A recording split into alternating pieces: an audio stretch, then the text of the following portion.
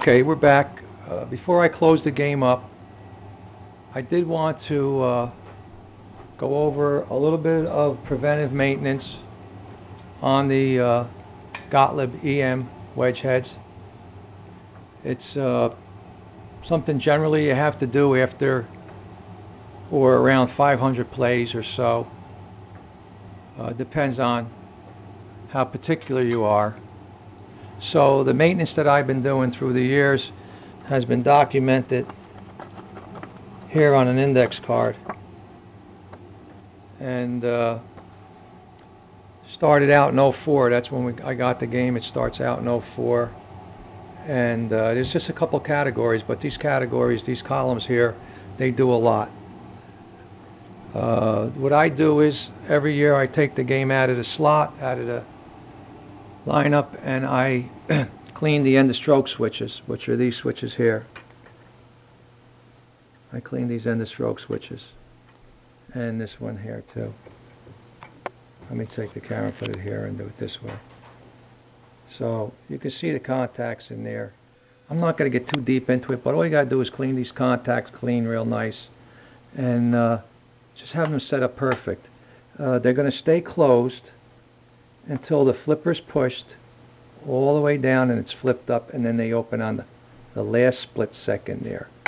So you want it to always be closed until it's pushed all the way down the plunger, and then it should have a little bit of an opening.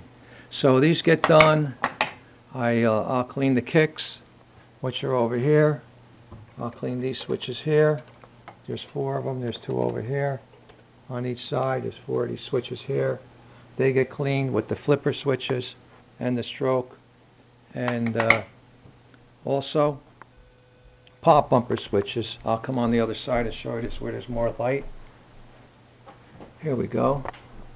In here are 2 switches. This is the pop bumper switch on top that needs to be cleaned, and the end of stroke. When you pull down on that, it opens a set of switches. These switches here open. So there's just 2 switches on the pop bumper, one on top, one on the bottom. They get cleaned, but there's 4 pop bumpers, so you got to clean 2, 4, 6, 8 switches, and keep the gaps the same way.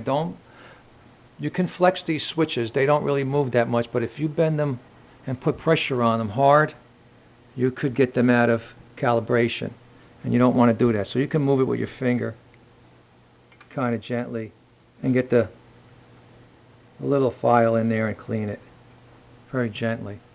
So and these flipper switches here too have to get cleaned.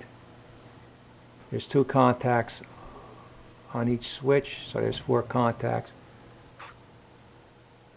that need to be cleaned. These are the flipper switches. These are the end of stroke flipper switches, end of stroke, and then the pop bumper switches.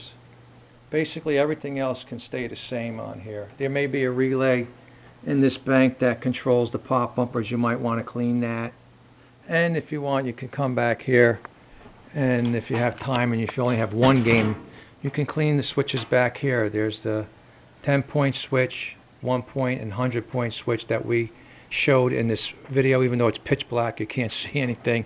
I'm just reminding you can do that also. So that's basically it with the switch cleaning. That's really all you have to do. These are really set. When I restored the game, I worked on it. Everything is set correctly, and basically, like I said, every couple hundred, 500 something, you can clean these switches and you'll get a better performance. But that's if you really, really are meticulous and you really want the best you can get out of the game. So we're going to drop the play field down now. Look at this metal in here. It's just amazing. I just want to, before I close out, it's just unbelievable, the interior, when they're well taken care of and haven't been on route for long and have low plays. This is what they really look like. Otherwise, they're really beat to hell, most of the pinballs out there.